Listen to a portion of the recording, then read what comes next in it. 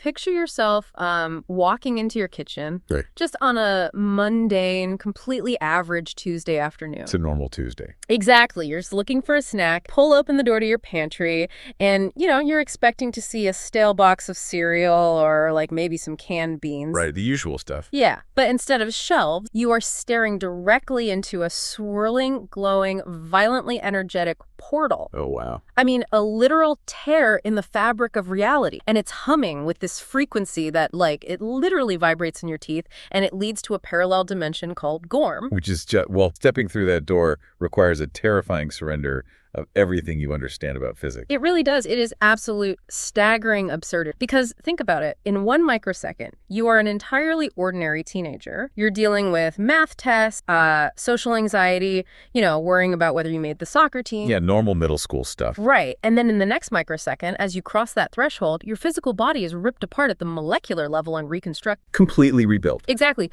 You are physically transformed into a towering, magical lord of nature. And you're suddenly tasked with commanding the raw elemental forces of the universe. Why? To fight massive, hyper-aggressive lava monsters in an ecosystem you barely even comprehend. I mean, honestly, the metabolic and cognitive shock alone from that would hospitalize most adults, let alone teenagers. Seriously. But the wildest part, at least to me, isn't even the transformation. It isn't the lava monsters. It's the scheduling. The scheduling. Oh, yeah, right. Yeah. Because after you finish dodging volcanic blasts and temporarily saving this parallel dimension from total ecological collapse, well, there's no debriefing. No downtime at all. Right. You don't get a medal. You have to walk back through that portal, shrink back down to your normal human size in your suburban kitchen, and somehow find the emotional and physical energy to finish your middle school science project before third period. The psychological whiplash of that juxtaposition is just, it's the core engine of everything we are analyzing today. It really is.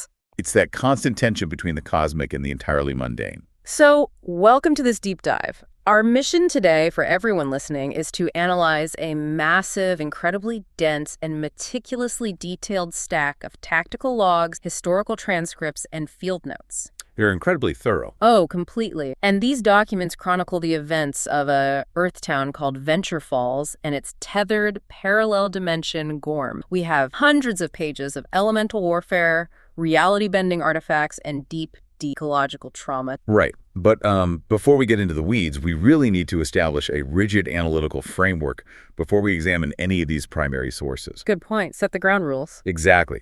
We're acting as strict academic observers and historians today. The sources we're examining, they thoroughly document intense, violent, and frequently devastating conflicts between the nature tribes. That's earth, water, air, and forest, right? Yes, exactly. Between them and the lava and volcano tribe. But as we analyze this vast archive, there are no good guys or bad guys here. Right. So if you are listening to this expecting us to cheer for the kids or boo the lava monsters, you're in the wrong place. We are looking at this completely impartially. We have to. Yeah, we're going to examine the interdimensional physics, the logistics of magical warfare, the severe ecological impacts, and the psychological trauma documented on both sides. And we're doing it without endorsing any elemental ideology. Right, because we are dissecting the mechanics of a multidimensional ecosystem. And before we can even evaluate the apocalyptic warfare, we must first establish the foundational architecture of this universe. How it actually works. Exactly. How are Earth and Gorm biologically and metabolically linked? Because they aren't simply sitting next to each other in the multiverse like, two separate houses on a street. No, it is a deeply intertwined, highly reactive biological. From what the logs say, Gorm basically acts source code. The underlying operating system, yeah. Right. And whatever happens in Gorm instantly, down to the millisecond, impacts Earth. And specifically, it impacts the geographical footprint of Venture Falls. Which functions as the screen for that source code. Yeah, exactly. So let's look at the localized event known as the sulfur explosion to understand the physics here. There's this blast of elemental sulfur during a skirmish in Gorm, right? Mm-hmm. The immediate result on Earth is that an entire fully grown cornfield in Venture Falls simply ceases to exist. And we really need to scrutinize the terminology of that event in the law, because the cornfield does not burn. Right, there's no fire. There is no seismic shockwave flattening the stalk. There isn't even any ash left behind. Nothing. The biological matter of that cornfield is just deleted from reality, which, I mean, it implies a horrifying breakdown in the fundamental laws of conservation of mass. It's a complete violation of physics. Yeah. The magical disruption in Gorm creates this localized spatial void. It's essentially a mathematical error in the symbiotic equation binding the two dimensions. So Earth's reality compensates for the missing variable by just erasing the corresponding terrestrial matter. It's just gone. Imagine being the human farmer owning that field. Yeah. You're staring at your livelihood, you blink, and it is just bare dirt. Well, and it scales up into far more complex atmospheric anomalies, too.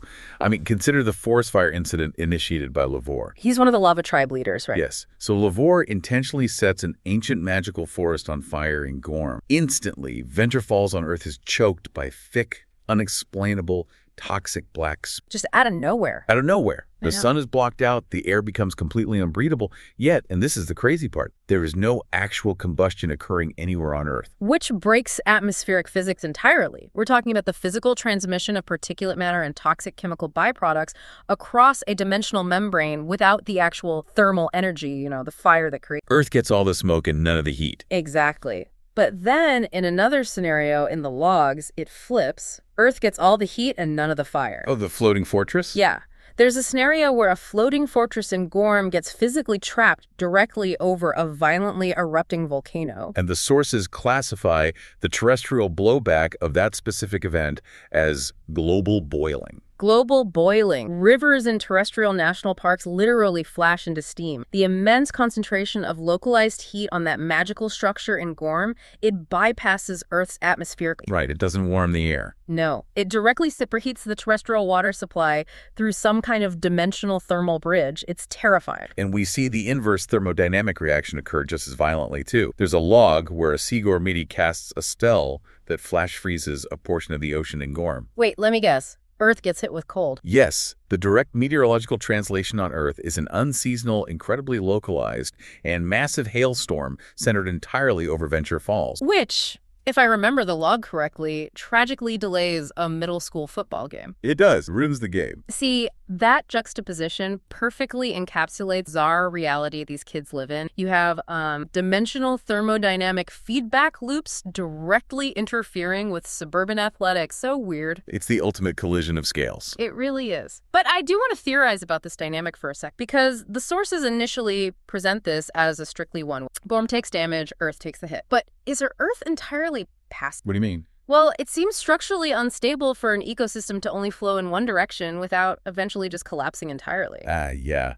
Your instinct regarding systemic instability is totally accurate there. And it actually points to a pretty critical misunderstanding of how the dimensions interact. Okay, so how does it work? Think of Earth and Gorm as two organs within the exact same biological body. If you have, say, a severely pinched nerve in your lower spine, you might feel a sharp, debilitating pain radiating down your leg. Exactly. Referred pain. Your leg isn't actually injured, the structural failure is in your back, but the interconnected nervous system forces the leg to experience the trauma. Oh, I see. So Earth is the leg experiencing the referred ecological pain of the magical trauma occurring in the spine, which is Gorm. Precise. But a nervous system sends signals in both directions, right? Yeah. There's a delicate reciprocity. And the texts do offer these subtle glimpses of this bidirectional flow. Like what? Well, there's a moment where Toby, the Lord of Water, is back on Earth in his human form. This is during a period of intense ecological damage in Gorm, and he decides to physically plant mundane terrestrial saplings in a Venture Falls park. Wait, he just does basic community landscaping instead of casting spells? Yeah, exactly.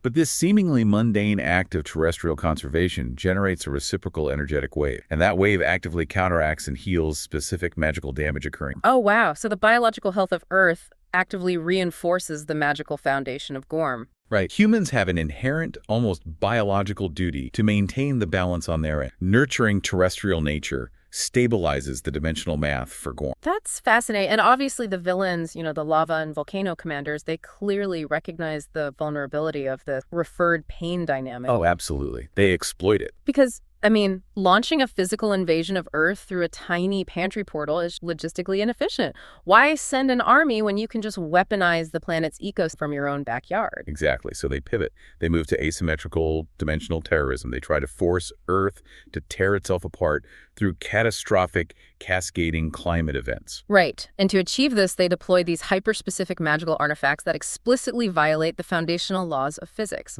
We're talking about artifacts of mass, which are terrifying. Totally. Like the Vulcanian armor worn by Lavore, it is a conceptual nightmare. Its primary offensive capability doesn't even involve like kinetic impact or thermal. No, it comes equipped with a glowing sword that induces what the logs call localized force transmogrification. Which is just a fancy way of saying it breaks reality. When Lavore strikes an opponent, the blade doesn't cut flesh, right? No, it instantaneously and violently swaps the victim's body parts with the surrounding environment. It's so brutal.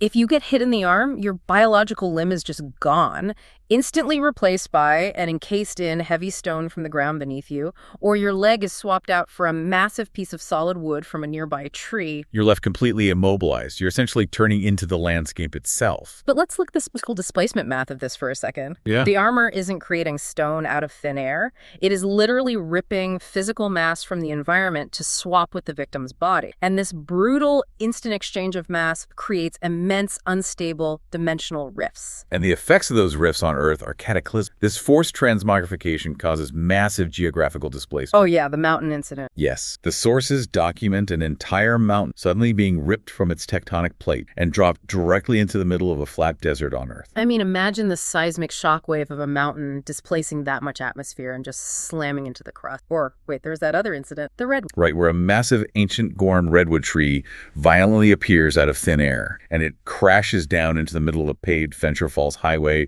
while cars are going like 70 miles per hour. See, the unpredictability is the weapon there. You cannot strategize against randomized geographic. You can't. But as devastating as geographical chaos is, it really functions primarily as a localized terror tactic. Yeah.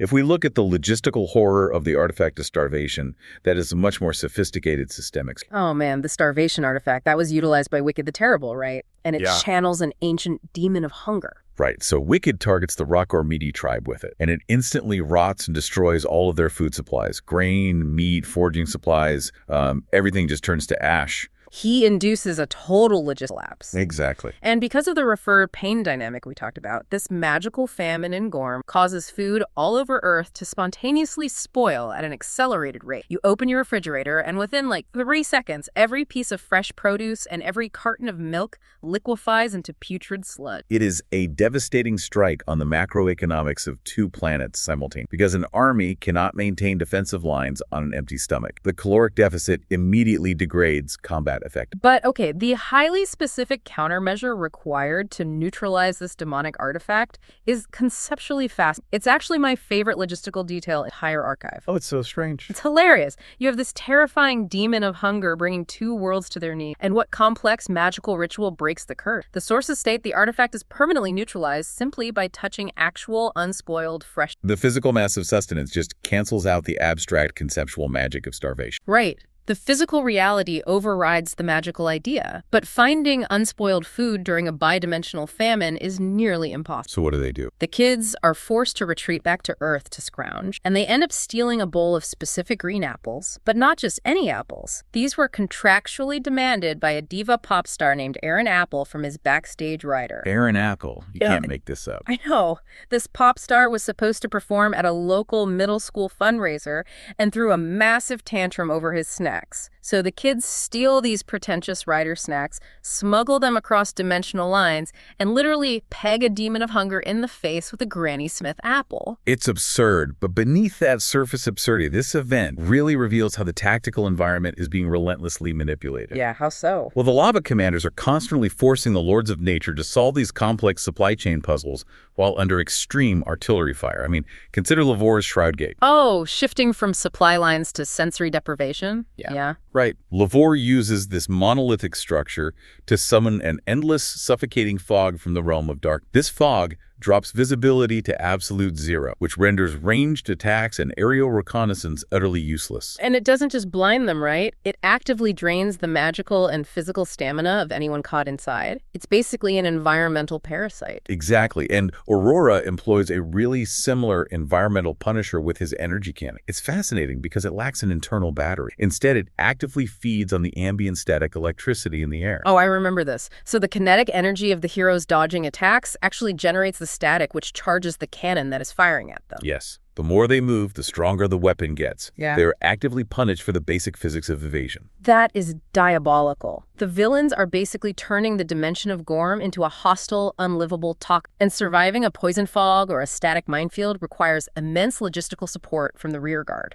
Which exposes what is undoubtedly the most glaring structural vulnerability in their entire military apparatus. Oh, you mean the burden of the Keeper? Yeah, the burden of the Keeper. From a military logistics standpoint, this is a horrific bottleneck. The fundamental thermodynamics of their portal system dictate that the heroes cannot all enter Gorm together. The portal acts as a funnel, and it can literally only handle the mass and magical energy of 3 transformed lords at once. Right, so one member must stay behind on Earth, completely isolated in the primal pad, which is disguised as their kitchen pantry. And they act as the Keeper, which is not a passive monitor. Not at all. The Keeper must constantly read the Book of Journeys, basically acting as a manual magical GPS, and they have to manually route the light, which is a stream of raw, concentrated magical battery power through the portal to sustain the field. The entire survival of a heavily armed field team actively fighting demons relies 100% on a single point of failure in a suburban. It violates, every known rule of redundancy and network. It really does. And the logs show us the passive panic inherent in this architecture. There's a skirmish detailed where Lucas is serving as the Keeper.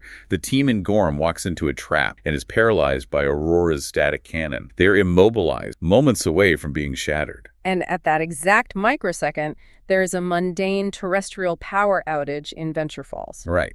The civilian electrical grid goes down, severing the primal pad's interface lighting. Total blackout. Lucas is stuck entirely alone in a pitch-black pan. He is desperately trying to operate a complex, magical routing console by touch, just listening through an earpiece as his friends are systematically. It's harrowing. He knows he is the only node in the network that can send the energy to save them, and he cannot even see the button. The psychological pressure there is crushing. And when the Keeper succumbs to that pressure and attempts to bypass the safety protocols built into that single point of failure, the consequences are disastrous. The archives actually refer to one event as the Rhino incident. Oh no, the Rhino incident. Tell me about that one. So, Toby is serving as the Keeper. The field team is losing badly, and the ancient guardian Roskalion is severely in. Toby panics, and he decides to break the routing. Because he thinks he can help faster. Right. He tries to directly share his own personal raw Earth energy to heal the Guardian instantly, completely circumventing the portal's natural filtrations. He essentially tries to push an unfiltered power surge through a delicate magical transfer. And what happened? Well, the unfiltered energy surges back through the portal, reflects off the dimensional membrane, and completely overwhelms Toby's fragile human nervous. Oh, wow. He physically remains a human boy on Earth, but neurologically, his brain is rewritten. He instantly devolves into a wild, feral, charging rhinoceros. As a human boy. And the timing is catastrophic, right? Because Toby isn't isolated in his bedroom. No, he is actively attending a strict high society etiquette class led by a severe instructor named Sir Fort. It's just incredible imagery. You have a middle school boy in a tailored suit, grunting, pawing at the ground, and acting with the exact behavioral patterns of a 2-ton rhinoceros, just completely demolishing fine china in a formal dining. It's funny, but it really proves that the rules of magic in this universe are load-bearing pillars of reality. You break them, and the collapse is psychologically devastating. Yeah, for sure. But sometimes the failure of the Keeper doesn't even stem from panic. Sometimes it's just plain, like with Nick. Oh, Nick sleeped up. Yeah. Nick is considered the intellectual strategist of the group, but he falls victim to severe sleep. He develops this arrogant belief that he has mentally transcended the biological need for rest to manage the magical network. Which is a fundamental misunderstanding of his own biological limitations. I mean, the human brain requires REM sleep to clear amyloid beta and maintain basic executive function. Exact. And the timing couldn't be worse. The team is deployed to the Maze of Chaos, which is an environment explicitly designed to induce spatial disorientation. And they are on a ticking clock to find a cure for Bombo, a lava monster who has been cursed to exponentially expand. Right. If they don't cure him, he will undergo a localized magical supernova, obliterating the entire continent. So they're operating under apocalyptic stakes and require razor-sharp GPS routing from Nick. And just when they need flawless navigation, Nick begins to hallucinate. His sleep-deprived brain starts projecting waking dreams directly onto the monitors. Yeah, and he gives erratic, nonsensical directions to the team. He is actively, albeit unintentionally, leading his best friends into a death trap because he just refused to respect the biological limits of his own neurology. It really shows that true strength on this battlefield is not elemental power. It is the sheer, blind trust required to physically step through a glowing tear in reality, knowing your survival depends entirely on an exhausted adolescent in a pantry reading a map correctly. That level of trust is insane. And the lava commanders possess a deep structural understanding of this psychological dependence. They realize that unity and trust are the hero's real. So they pivot their strategy again. They reduce their reliance on physical artillery and start deploying sophisticated information warfare to break that trust. They aim to systematically fracture the alliances between the nature tribes. A textbook example of this psychological operation is the Forged Prophet. Yes. Bombos orchestrates this huge disinformation campaign by creating a fake ancient parchment. Right, and this document predicts that the Lords of Nature will inevitably betray the air Gorm. He strategically plants it where the air leadership's intelligence gather definitely discover it. And what happened? The air Gormiti panic at the intelligence and launch a massive preemptive military strike against their own allies. The heroes walk into air territory expecting a standard briefing and get ambushed by friendly fire. And how do they neutralize this psyop? Not with a bigger spell. Toby stops fighting and approaches the situation like a forensic analyst. He examines the forged prophecy while literally dodging attacks and realizes it is written on modern wood, which is an anachronistic material that did not exist in ancient Gorm. Right. He uses terrestrial paper manufacturing trivia to stop a magical civil war. It's brilliant. They are forced to become skeptical truth seekers just as much as elemental warriors. And this warfare extends deeply into biological hacking, too. Look at the possession of Stormwing. That illustrates a terrifying escalation. Oh, yeah. Lavore ambushes Stormwing. He's a highly respected Gormiti commander, right? Exactly. And Lavore physically brands him with what they call a demonic toad mark. This brand acts like a neuroparasite. It completely overrides Stormwing's motor cortex. He is fully conscious, completely trapped inside his own mind, as the magic forces his body to violently attack the neighboring forest tribe. It is a literal false flag operation executed via biological hack. Lavore's strategic goal is to ignite a bloody war of attrition between the air and forest tribe, which would allow the lava tribe to simply conquer the exhausted survivors. The heroes face a really complex tactical dilemma there. They cannot use lethal force against Stormwing because he's an innocent civilian hostage trapped in body. They have to recognize the behavioral anomaly, safely subdue a superior aerial combat, trace the magical signature of the brand back or, and break the encryption of the mark before the tribe's annihilation. It's so layered. But the most tragic element of this psychological warfare is that sometimes the corruption doesn't even originate from enemy act. Corey, a member of the Gormiti, demonstrates the devastating consequences of noble intentions meeting absolute power. Tell me about Corey. Well, Corey genuinely wants to protect his people from the volcano incursion. So, in his desperation, he excavates incredibly dangerous artifacts known as black salt diamonds. And what do those do? These diamonds grant the user total telepathic interception capability, as well as the power to flash freeze massive bodies of water. Corey attempts to become a singular, omniscient shield for his entire tribe. But he fails to account for the signal-to-noise ratio of telepathy. Right, exactly. The black salt diamonds are fundamentally corrupting because they remove all psychological filters. Corey is subjected to an overwhelming, unfiltered flood of every dark thought, heady grievance, depressed fear of everyone around. The human, or Gormiti, mind cannot process that level of psychic data. No. His noble intentions twist into severe, violent paranoia. He becomes a tyrant, corrupted by the very surveillance tool he sought for salvation, and he ultimately attacks the people he swore to protect. Which is just heartbreaking. But Corey's failure poses a really vital structural question about our protagonist. How do these 12-year-old human adolescents channel the raw power of elemental gods without suffering the exact same psychic fragmentation and corruption? Right, why don't they go crazy? Well, the archives reveal a fascinating defense. We call them the mundane anchors. The petty, seemingly trivial dramas of middle school life act as structural, load-bearing tethers for their sanity. They prevent magical... Oh, I love this part. Look at Nick's behavior during his school archaeology club election. Yeah. He is engaged in a bitter rivalry with a classmate named Ike over the presidency. Nick routinely fights demons and witnesses the fabric of reality tearing open, yet he treats this mundane election with the exact same tactical gravity as a war count in Gorm. He literally uses interdimensional space-time travel to locate and acquire an ancient three-handled Gormiti pod.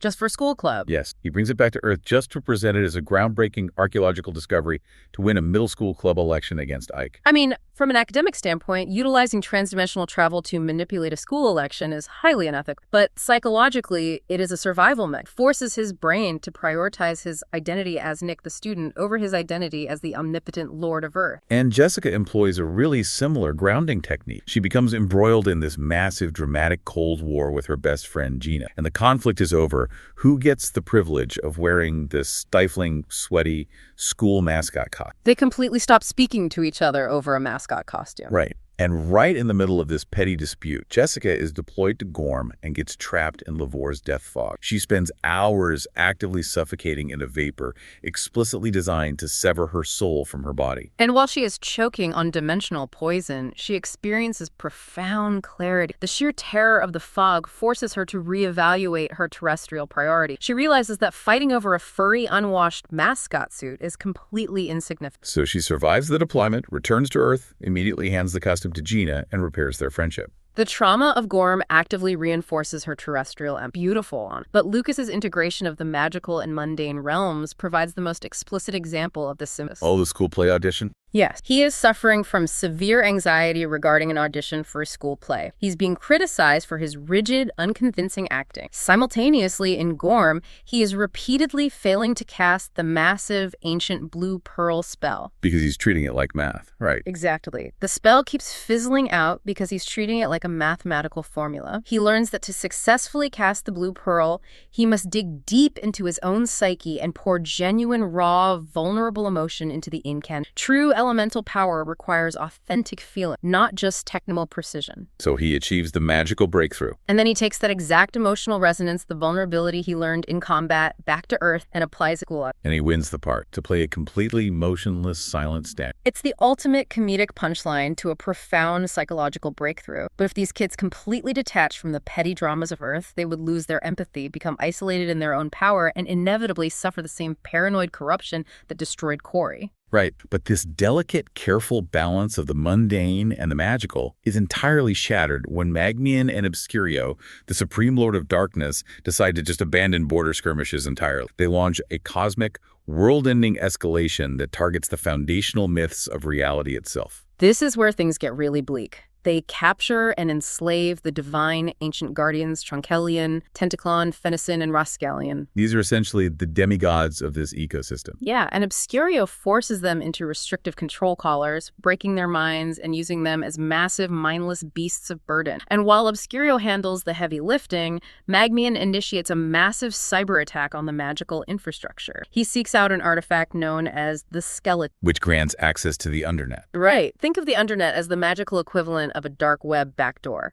It is a hidden teleportation network running beneath the standard portal path. Magmian gains root access to the entire planet's physical routing infrastructure. So he can bypass any fortified wall, rendering traditional defensive lines obsolete and just strike anywhere instantly. Exactly. And the true apocalyptic escalation occurs when they systematically locate and destroy the 4 sacred relics of the element. These relics act as the anchor points for the dimensional membrane separating Earth and Gorm. And their destruction triggers the catastrophic collapse of the barrier itself. The physical sky over the mundane suburban town of Venture Falls literally shatters like a pane of glass. Gravity fails locally. Biomes from Gorm begin crashing into terrestrials. And Paula, the incredibly annoying, constantly snooping neighbor who is always trying to catch the kids misbehaving. Oh man, Paul. She actually falls through a magical rift and ends up physically trapped in the war zone. Which introduces a horrific new variable. Civilian casualties in an interdimensional conflict. The heroes are now responsible for protecting an unpowered, panicking civilian witness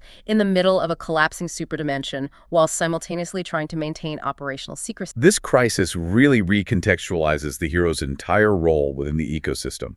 They aren't just soldiers fighting an enemy army anymore. They are the white blood cells of reality. That's a great way to put it. When Magmian petrifies the ancient forests in Gorm, an act that threatens global atmospheric suffocation on Earth within 4 days due to oxygen depletion, or when Obscurio chains the entity Bulber in the lair of despair to siphon his tectonic energy, causing massive earthquakes across Earth's fault. The kids act as the immune system. They travel directly to the site of the infection in Gorm to neutralize it at the source, thereby alleviating the referred pain ravaging. But recognizing that the immune response is adapting to their grand structural attacks, the villains change their methodology again. They initiate a desperate scramble to secure highly volatile artifacts. It becomes a full-blown arms race of magical weapons of mass destruction. Consider the lava rock sea. Magmian drops this seemingly innocuous tiny seed into the ocean of Gorm. It operates on the biology of an invasive species, but exponentially fast. It rapidly grows into an unstoppable, magically hardened razor coral weed that spreads across the ocean floor,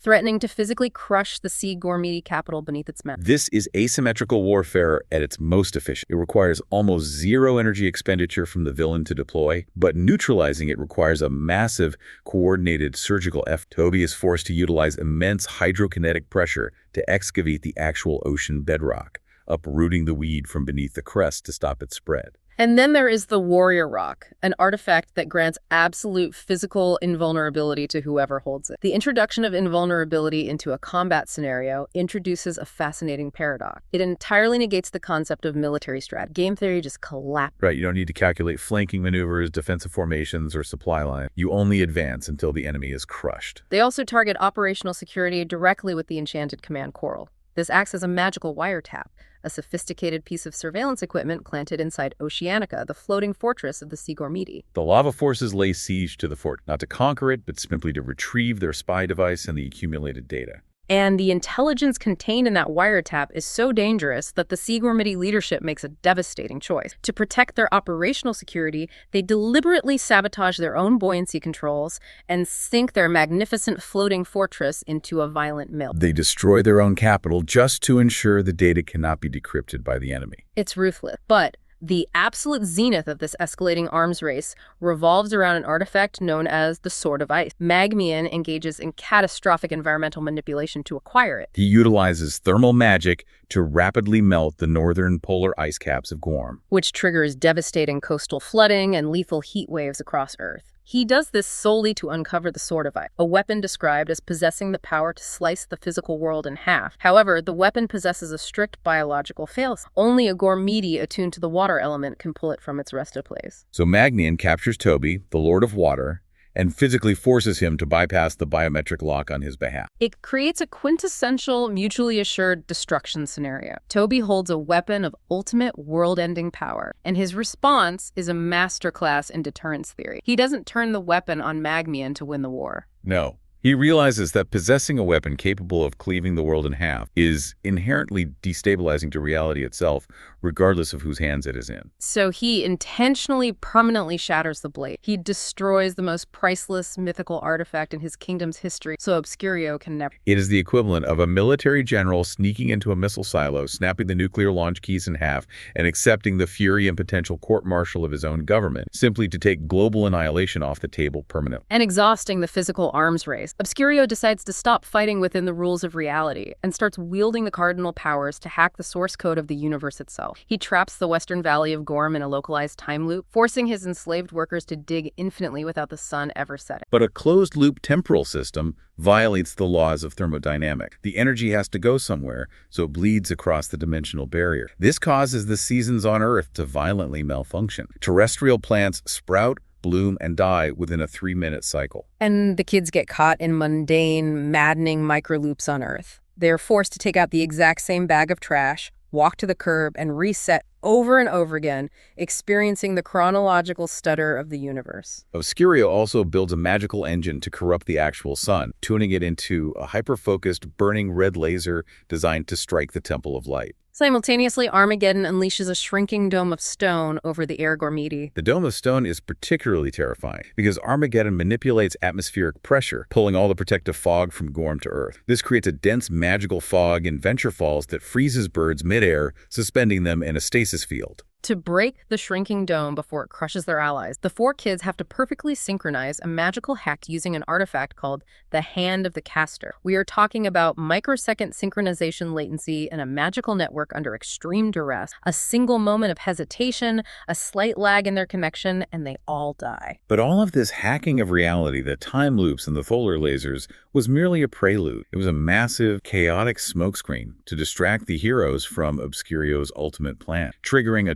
terminal autoimmune breakdown of the entire planetary system. And that brings us to the Dark Eclipse. Obscurio fully deciphers the forbidden writings of Magor, an ancient text containing the darkest source code of the realm. This triggers a dark solar eclipse that actively generates viscous, corrupting shadows. This isn't just an absence of light. It is a physical, creeping infection. When these shadows touch the land the biome die. And the most devastating impact of this pathogen is on the ancient Guardian. The shadows infect their neurobiology, turning their eyes red, snapping their higher cognitive functions, and driving them feral. The primal protectors of the realm, the very immune system of Gorm, are now actively hunting and attacking the young lords they swore to defend. It's exactly like an autoimmune disease, or like a pack of loyal guard dogs contracting rabies. The body is destroying itself. And because of the eclipse's interference with magical frequencies, Supreme Luminos, their mentor and guide, is completely cut off. The heroes are isolated. They cannot ask for instructions. This is their final, unproctored exam. They calculate that the only geographical location not blanketed by the corrupting shadows is the epicenter of the infection itself, the heart of the lava terror, the lair of despair.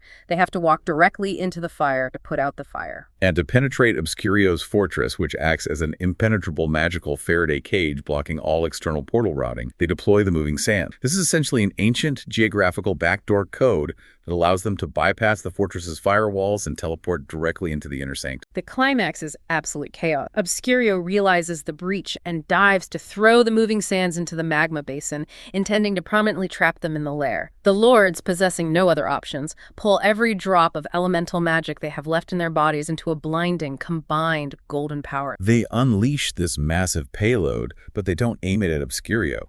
They aim the blast directly at the stone altar behind, incinerating the forbidden writings of Magor. This is a master stroke of surgical tactics. They realize that obliterating the villain is tactically meaningless if the source code of the spell remains intact. You don't end a war by blowing up one tank factory. You burn the blueprint so the weapon can never be manufactured by anyone ever again. They destroy the institutional knowledge of the eclipse. The moment the book turns to ash, the corrupted code is deleted. The eclipse breaks.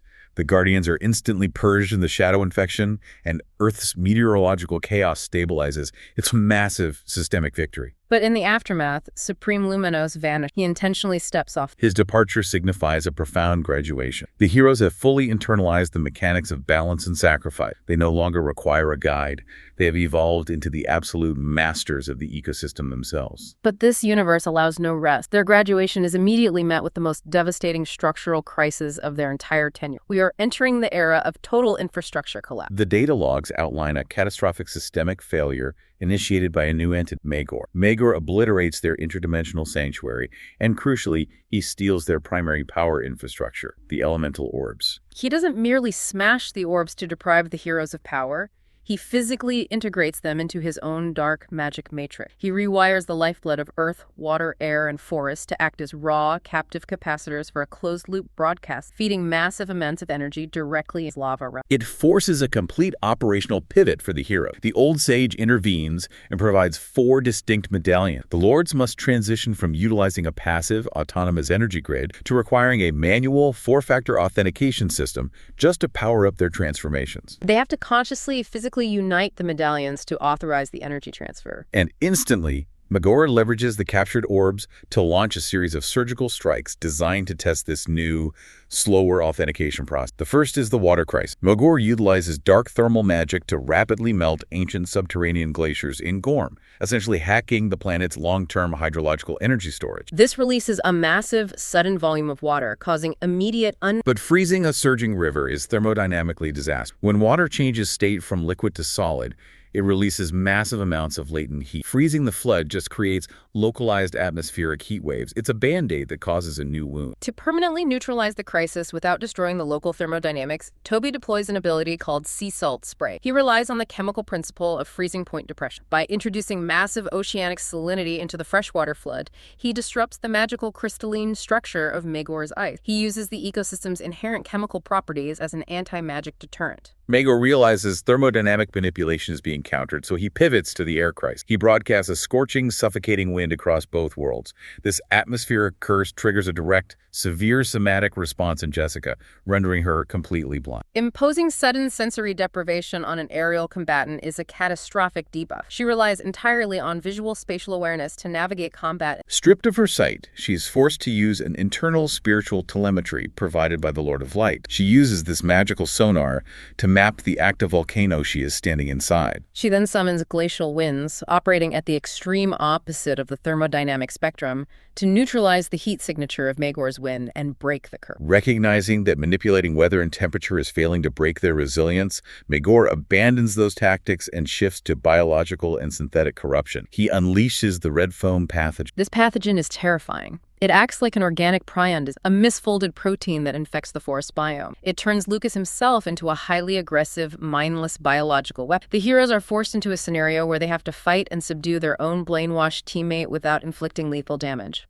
The synthesis of the cure for this pathogen provides a critical data point regarding the dimensional symbiosis. The old sage, despite his immense power, cannot conjure a magical antidote out of thin air. Synthesizing the cure requires physically grafting a specific rare Gorm flower into the subterranean mycelial networks of Earth's fungi. Earth's biological fungal network actively functions as the biochemical immune response computing system for the parallel dimension. Before they can even stabilize the forest ecosystem, Obscurio deploys the Iron Curse. He forces a systemic transmutation of Lucas's organic carbon-based biology into cold, rigid, solid iron. The specific curse represents a massive escalation in both magical power and philosophical horror. Stoichiometry of transmuting carbon into iron is staggering. It requires the energy equivalent of nuclear force those atoms. Furthermore, the sudden increase in mass and density completely halts the biological. If we look at the terrestrial counterpart, it perfectly mirrors a lesson taught by their mundane human teacher, Mrs. Galinda. She was lecturing the kids about industrial runoff, heavy metals leaking into local water supplies, causing extreme,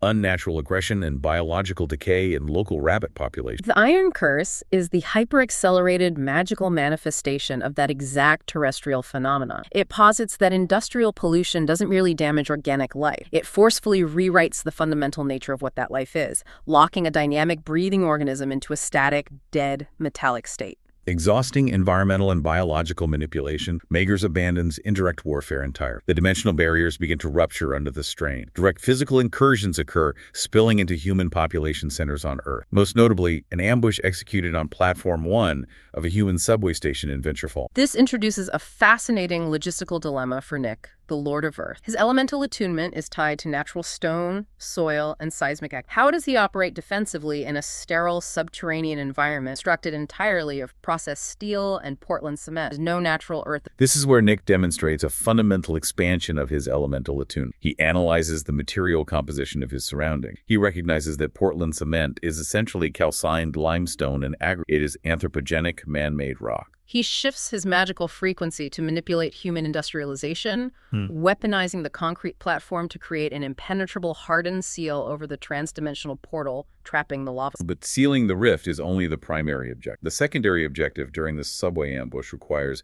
extreme cognitive compartmentalization. They must conceal the massive magical discharge and structural damage from the human populace. They execute the masquerade. After surviving literal petrification and sealing a tear in space-time, the kids arrive late to meet their parents out. They instantly invent a fictional cover claiming they were exhausted from band practice for a non-existent rock band they call the Lords of Rock. They are forced to feign teenage apathy and mundane exhaustion mere moments after a life-or-death magical engagement to maintain operation security. Realizing that purely defensive protocols are mathematically untenable in the long term, the Lords transition to a permanent offensive paradigm. They consult the Book of Prophecies to locate a hidden, secret staircase leading deep into Magor's caldera, intending to launch a stealth operation to steal back the stolen element. The heist initially seems flawless. They infiltrate the extreme thermal environment, bypass the guards, and locate the orbs resting on a central altar. But Magor, anticipating the infiltration, set a trap. He intentionally oversaturated the orbs with highly concentrated,